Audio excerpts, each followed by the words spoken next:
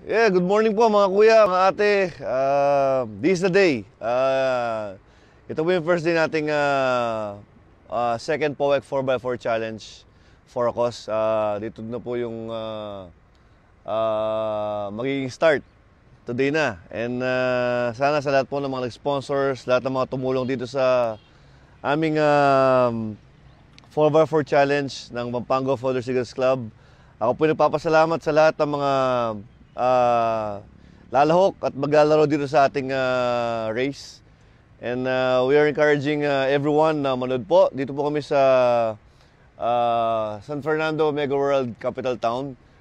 Supportan po natin ang mga racers natin, mga taga Pampanga, may mga taga iba't ibang lugar ng Pilipinas maglalaro po dito sa ating race.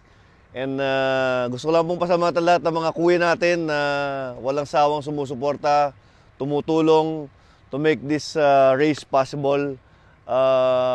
Siyempre, nakakatuwang isipin na ang bilis lang ng aming preparation. Only 2 weeks lang.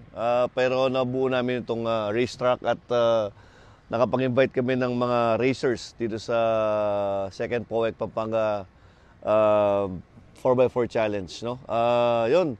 This Alan Dizon, ako po yung presidente ng Pampanga Folders Eagles Club, and magkita-kita po tayo dito at tomorrow po ang ating last day, and sana po kung yung mga hindi nakapunta ngayon, pumunta kayo bukas, Sunday, February 2. Yan po, mabuhay po at magkita-kita po tayo.